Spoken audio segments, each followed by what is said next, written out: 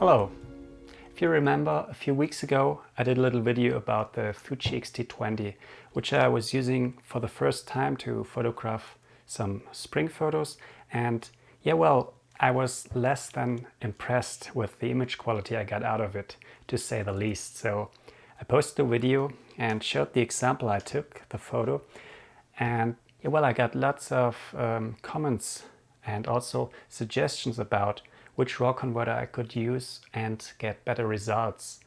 So over the last weeks I did some additional tests and worked on some photos, and I think I'm a little more happy with the camera now, and I think I found a way how I can get decent image quality from it.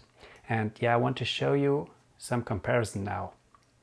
Also, before I do so, I want to talk about the usability again.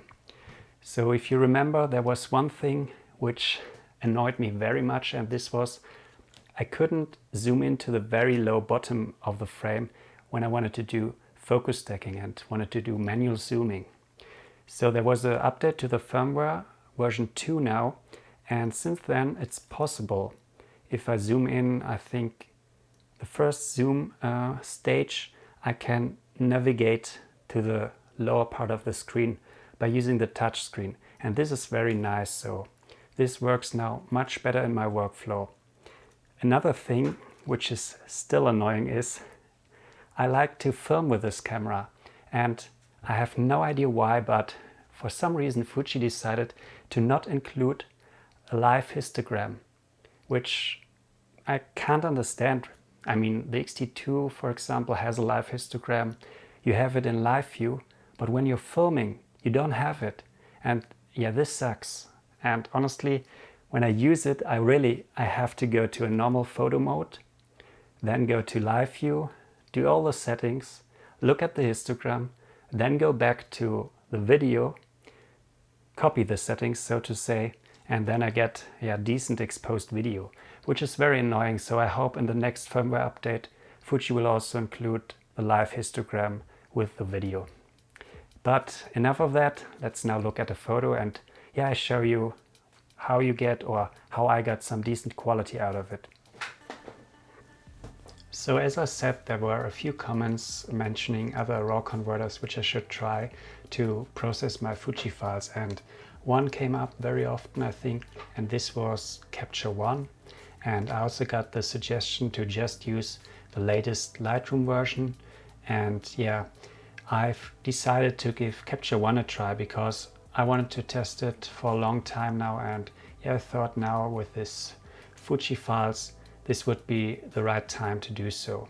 And this is one file I compare against my Lightroom 6 Fuji conversion, and I also again compare it against the Iridient transformer, which I already used on the other photos in the first video, but I got another setting on it. I played around with it a bit more, and I think I got even more detail out of the files now.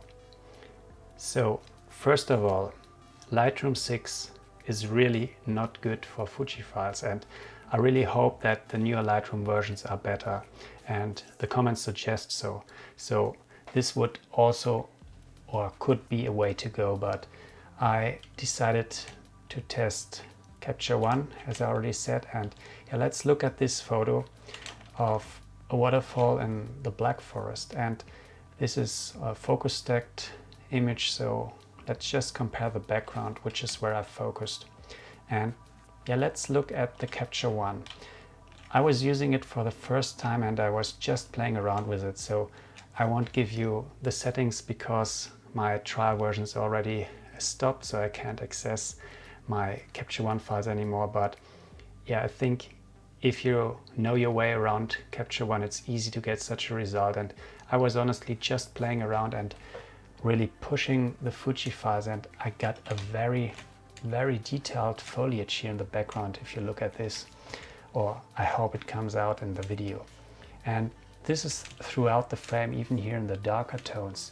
I got very fine details, and honestly, such a photo with this detail, then it's totally fine to use the Fuji for me. And yeah, let's quickly compare it to the Lightroom sharpening. So I really had to push Lightroom to get a similar amount of detail. But what happened, even with the settings which are suggested in the internet, I got very strange artifacts again. And also the sharpening is not uniform throughout. So for example, here in the darker tones, it's lacking much detail over the Capture One, which processes the photo more evenly. And yeah, please ignore the little shift here. I think I had profile corrections active in Capture One, and for Lightroom I had deactivated it. So also one thing which I noticed with my Lightroom version, let's zoom in and really do pixel peeping. And yeah, you shouldn't do this, but I just want to show you. If you go to 300 or 400, do you see those missing pixels here? Which is very strange and shows that Lightroom 6 really struggles with those Fuji files and yeah, butchers them, so to say. Capture One, on the other hand, there are not those missing pixels and it's a uniform sharpening.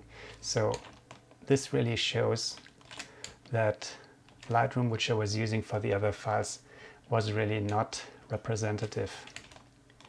Okay, so now that we've seen the Capture One, let's look at the Irradiant, which I'm still using as trial version here, but I can already tell you Irradiant will be the RAW converter of choice for the future, because I can purchase it for 30 euros and then it integrates flawlessly into my other workflow. So let's look at the files, and yeah, I went with detailed setting. I just bring up the transformer. So here the RAW process, I set it to more detailed, and then I turned off all the other stuff. And this gives me really nice detail also. And yeah, the colors, I would have to work on them now and also add some contrast. But I think I could come very close to what I have here in Capture One with the Irradiant files. And also, let's look at this dark area. So the Irradiant gives me a much better sharpening also for this area, same as Capture One, so a uniform sharpening over all areas, while Lightroom really butchers the file here. So I think this is very good news for me and the other users of Fuji. After all, you can get decent detail out of it.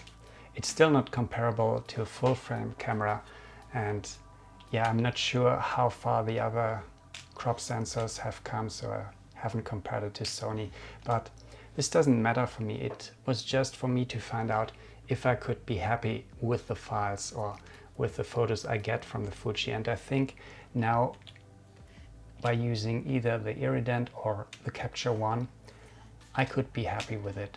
And yeah, as I already said, I think I go with the Irradiant because it better fits into my workflow.